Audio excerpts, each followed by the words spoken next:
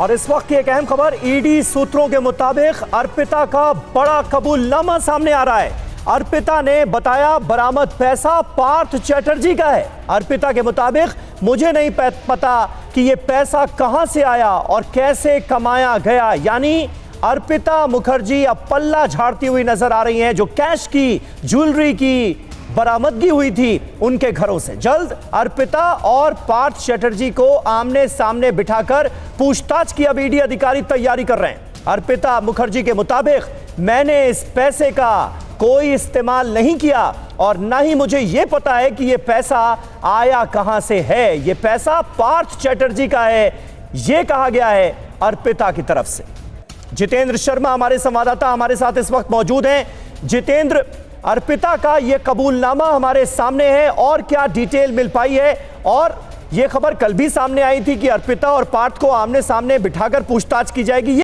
बस एक कॉल कर सकती है आपको कंगाल, खाली हो सकता है बैंक खाता। कैसे? देखिए मेरे साथ, जागते रहो सिर्फ Money9 पर।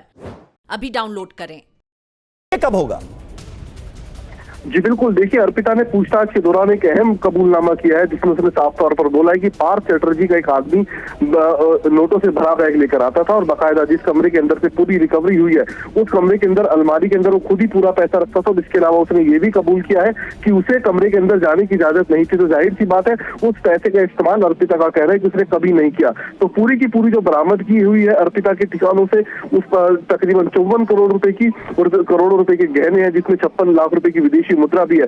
ये पूरा का पूरा पैसा अर्पिता ने बताया कि पार्थ चैटर्जी का था। हालांकि पैसा कहां से कमाया गया, कैसे पैसा आया, इस बारे में उसको कोई जानकारी नहीं थी। लेकिन इतना जरूर है अर्पिता का कहना कि उसको पैसे का कभी इस्तेमाल नहीं करने दिया गया और पार्थ चैटर्जी का ये एक शख्स आकर उस बैग को अलमारी के अंदर रखता था और जाते हुए कमरे के बाहर लॉक भी लगा के जाता था। तो ये बयान फिलहाल अर्पिता ने दिए, लेकिन इन बयानों के अंदर कितनी सच्चाई है उसको लेकर फिलहाल ईडी का मन है कि जल्द से जल्द पार्थ चैटर्जी और अर्पिता को आमने सामने बिठाकर पूछताछ की जाए और असलियत पता लगाई जाए। जी चलिए, बहुत बहुत शुक्रिया जितेंद्र आपका इस ताजा जानकारी और अपडेट के लिए।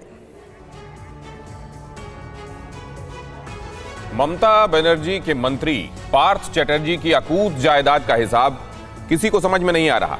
जैसे जैसे जांच आगे बढ़ रही है, बंगाल में काले धन के साम्राज्य को लेकर नए नए सच सामने आते जा रहे हैं। ममता के मंत्री पार्थ चैटर्जी ने कितनी काली दौलत बनाई, घूस की कमाई कहां कहां छिपाई, इसका न और नजर आ रहा है न छोर। ईडी के हाथ लगे 21 करोड़ कैश का आंकड़ा 50 करोड़ के पार पहुंच चुका है और पड़ताल अभी जारी है। पार्थ चैटर्जी की करीबी अर्पिता मुखर्जी के पहले फ्लैट से 21 करोड़ कैश, गोल्ड और प्रॉपर्टी के दस्तावेज बरामद करने के बाद ईडी ने अर्पिता के दूसरे फ्लैट की कुंडी खटकाई तो नोटों का पहाड़ निकल आया। जांच टीम ने कल रात कोलकाता में अर्पिता के बेलघरिया टाउन क्लब वाले फ्लैट पर दबिश दी। करीब 11 घंटे बाद सुबह करीब 5 बजे रेड रुकी तो करीब 30 करोड़ कैश और 5 किलो सोना बरामद किया जा चुका था। कैश इतना ज्यादा था कि गिनने के लिए स्टेट बैंक ऑफ इंडिया से मशीनें मंगवानी पड़ी।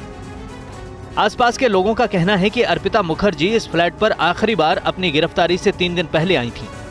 जैसे जैसे पार्थ की काली कमाई सामने आ रही है, ईडी भी अपनी जांच का दायरा बढ़ाती जा रही है। ईडी ने अब पार्थ चैटर्जी के निजी सचिव सुकांत आचार्य को पूछताछ के लिए तलब किया है।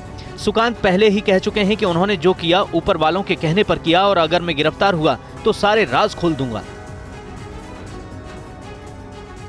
क्या आपने भी खरीद लिया है गलत शेयर?